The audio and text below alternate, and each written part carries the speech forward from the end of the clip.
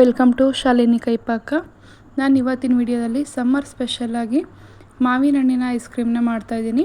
ಹೊರಗಡೆ mango flavour ice cream ತಿಂತೀವಲ್ಲ, ಅದೇ ರೀತಿ ತುಂಬಾ ಕಡಿಮೆ ಸಮಯದಲ್ಲಿ ತುಂಬ ಕಡಿಮೆ ಐಟಮ್ನ ಬಳಸ್ಕೊಂಡು ಮ್ಯಾಂಗೋ ಐಸ್ ಕ್ರೀಮ್ನ ಮನೇಲೇ ಒಂದ್ಸಲ ಟ್ರೈ ಮಾಡಿ. ಟೇಸ್ಟ್ಗಂತೂ ಫಿದಾ ಆಗಿ ಹೋಗ್ತೀರಾ. ಸೀಸನ್ ಮುಗಿಯೋವರೆಗೂ ವಾರದಲ್ಲಿ 2 ಸಲ ಮಾಡ್ಕೊಂಡು ತಿಂತೀರಾ, ಅಷ್ಟು ಚೆನ್ನಾಗಿರುತ್ತೆ. ಬನ್ನಿ ಹೇಗೆ ಮಾಡೋದು ಅಂತ ನೋಡೋಣ. ಅದಕ್ಕಿಂತ ಮುಂಚೆ ದಯವಿಟ್ಟು ನನ್ನ ಚಾನಲ್ನ ಸಬ್ಸ್ಕ್ರೈಬ್ ಮಾಡಿಕೊಂಡು ಸಪೋರ್ಟ್ ಮಾಡಿ. ಮೊದಲು ಇಲ್ಲಿ 2 ಮಾವಿನ ಹಣ್ಣನ್ನು ಈ ರೀತಿ ಕಟ್ ಮಾಡಿ ಇಟ್ಕೊಂಡಿದ್ದೀನಿ. ಅದರ ಸಿಪ್ಪೆ ತೆಗೆದು ಕಟ್ ಮಾಡಿ ಇಟ್ಕೋಬೇಕು. ಇವಾಗ ಮಿಕ್ಸರ್ ಜಾರ್ಗೆ ಹಾಕ್ಕೊಳ್ತಾ ಇದ್ದೀನಿ. ಜಾಸ್ತಿ ಕ್ವಾಂಟಿಟಿಲಿ ಮಾಡೋದಾದರೆ ಜಾಸ್ತಿ ಹಾಕ್ಕೊಳ್ಳಿ. ನಾನು 2 ಮಾವಿನ ಹಣ್ಣನ್ನು ಹಾಕ್ಕೊಳ್ತಾ ಇದ್ದೀನಿ. ಸಿಹಿಗೆ ತಕ್ಕಷ್ಟು ಸಕ್ಕರೆನ ಹಾಕ್ಕೊಳ್ತಾ ಇದ್ದೀನಿ. ಹಣ್ಣು ಜಾಸ್ತಿ ಹುಳಿ ಇಲ್ಲ, ಸ್ವೀಟ್ ಇದೆ ಅಂತಂದರೆ ಜೇನುತುಪ್ಪನ ಹಾಕ್ಕೊಳ್ಳಿ, ಸಕ್ಕರೆ ಹಾಕೊಳ್ಳೋ ಅವಶ್ಯಕತೆ ಇರಲ್ಲ. ಇವಾಗ ಸಕ್ಕರೆ ಹಾಕ್ಕೊಂಡು ಸ್ವಲ್ಪ ಏಲಕ್ಕಿ ಅಥವಾ ಏಲಕ್ಕಿ ಪೌಡರ್ನ ಹಾಕ್ಕೊಳ್ತಾ ಇದ್ದೀನಿ. 1/4 ಲೀಟರ್ ಆಗೋವಷ್ಟು ಕಾಯಿಸಿ ಆರಿಸಿರೋ ಅಂಥ ಹಾಲನ್ನು ಹಾಕ್ಕೊಳ್ತಾ ಇದ್ದೀನಿ. ಹಾಲನ್ನು ಕಾಯಿಸಿ ಹಾಕ್ಕೊಂಡ್ರೆ ಟೇಸ್ಟು ಚೆನ್ನಾಗಿರುತ್ತೆ. ಇವಾಗ ನೋಡಿ, ಈ ರೀತಿ ನೈಸಾಗಿ ಬ್ಲೆಂಡ್ ಮಾಡ್ಕೊಂಡು ಇಟ್ಕೋಬೇಕು. ಟೇಸ್ಟ್ ಅಂತೂ ತುಂಬಾ ಚೆನ್ನಾಗಿರುತ್ತೆ. ಎಲ್ಲರೂ ಕೂಡ ಇಷ್ಟಪಟ್ಟು ತಿಂತಾರೆ. ತುಂಬಾ ಕಡಿಮೆ ಐಟಮು, ತುಂಬ ಕಡಿಮೆ ಸಮಯದಲ್ಲಿ ಮಾಡ್ಕೋಬೋದು. ನೋಡಿ, ಈ ರೀತಿ ಇಡ್ಲಿ ಬ್ಯಾಟರ್ ರೀತಿ ಕನ್ಸಿಸ್ಟೆನ್ಸಿಯಾಗಿ ರೆಡಿ ಮಾಡ್ಕೋಬೇಕು. ತುಂಬ ತೆಳುವಾಗಿ ಮಾಡ್ಕೋಬಾರ್ದು. ಮಾವಿನ ಹಣ್ಣು ಸ್ವಲ್ಪ ಜಾಸ್ತಿ ಇರಬೇಕು, ಆವಾಗಲೇ ಫ್ಲೇವರ್ ಕೂಡ ಟೇಸ್ಟ್ ಕೂಡ ತುಂಬಾ ಚೆನ್ನಾಗಿ ಬರೋದು. ಇವಾಗ ಈ ರೀತಿ ಬಾಕ್ಸ್ಗೆ ಹಾಕ್ಕೊಂಡು ನೀವು ಯಾವುದಾದ್ರೂ ಐಸ್ ಕ್ರೀಮ್ ಮೋಲ್ಡ್ ಇದ್ರೇನು ಕೂಡ ಹಾಕೋಬೋದು, ಅಥವಾ ಲೋಟ, ಬಟ್ಲು ಯಾವುದಕ್ಕಾದರೂ ಹಾಕೋಬೋದು. ನಾನಿಲ್ಲಿ ಏರ್ ಟೈಟ್ ಕಂಟೈನರ್ ಬಾಕ್ಸ್ಗೆ ಹಾಕ್ಕೊಂಡಿದ್ದೀನಿ.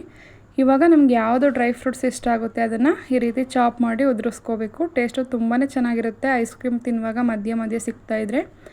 ನಾನಿಲ್ಲಿ ಗೋಡಂಬಿ ಮತ್ತು ಬಾದಾಮಿನ ಹಾಕ್ಕೊಂಡು ಈ ರೀತಿ ಮೇಲೆ ಸ್ಪ್ರೆಡ್ ಮಾಡಿಕೊಂಡು ಒಂದು ಮುಚ್ಚಳ ಮುಚ್ಚಿ 8 ರಿಂದ 9 ಗಂಟೆಗಳ ಕಾಲ ಫ್ರೀಝರ್ಗೆ ಇಡ್ತಾ ಇದ್ದೀನಿ.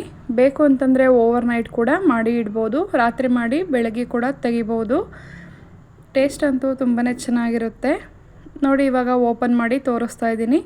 ನಾನು ಬೆಳಗ್ಗೆ ಮಾಡಿ ಸಂಜೆ ಓಪನ್ ಮಾಡಿ ತೋರಿಸ್ತಾ ಇದ್ದೀನಿ. ತುಂಬಾ ಚೆನ್ನಾಗಿದೆ ಟೇಸ್ಟ್ ಅಂತೂ. ಕನ್ಸಿಸ್ಟೆನ್ಸಿ ಕೂಡ ಸಖತ್ತಾಗಿದೆ. ನೋಡಿ ಎಷ್ಟು ಕಲರ್ಫುಲ್ಲಾಗಿ ಚೆನ್ನಾಗಿ ಕಾಣಿಸ್ತಾ ಇದೆ ಅಂತ. ಹೊರಗಡೆ ತಿನ್ನೋ ಐಸ್ ಕ್ರೀಮಲ್ಲಿ ಕೆಮಿಕಲ್ಸ್ ಅದು ಇದು ಯೂಸ್ ಮಾಡಿರ್ತಾರೆ. ಹಾಗಾಗಿ ಈ ಥರ ಹೆಲ್ದಿಯಾಗಿ ಮನೇಲೇ ಮಾವಿನ ಹಣ್ಣಿನ ಐಸ್ ಕ್ರೀಮ್ನ ನೀವು ಒಂದ್ಸಲ ಟ್ರೈ ಮಾಡಿ. ಟೇಸ್ಟ್ಗಂತೂ ಫಿದಾ ಆಗಿ ಹೋಗ್ತೀರಾ. ಎಲ್ರಿಗೂ ಕೂಡ ತುಂಬಾ ಇಷ್ಟ ಆಗುತ್ತೆ. ತುಂಬ ಇಷ್ಟಪಟ್ಟು ಕೂಡ ತಿಂತಾರೆ. ನೋಡಿ, ಇವಾಗ ನಾನಿಲ್ಲಿ ಬೌಲ್ಗೆ ಸರ್ವ್ ಮಾಡ್ಕೊಳ್ತಾ ಇದ್ದೀನಿ. ನಾನಿಲ್ಲಿ ಮಾಡಿರೋಂಥ ಐಸ್ ಕ್ರೀಮಲ್ಲಿ 2 ಬೌಲ್ ಆಗಿದೆ ಐಸ್ ಕ್ರೀಮ್. ಇವಾಗ ಇದಕ್ಕೆ ಲಾಸ್ಟಲ್ಲಿ ಮತ್ತೆ ಬೇಕು ಅಂತಂದರೆ ಡ್ರೈ ಫ್ರೂಟ್ಸ್ನ ಉದುರಿಸ್ಕೋಬೇಕು.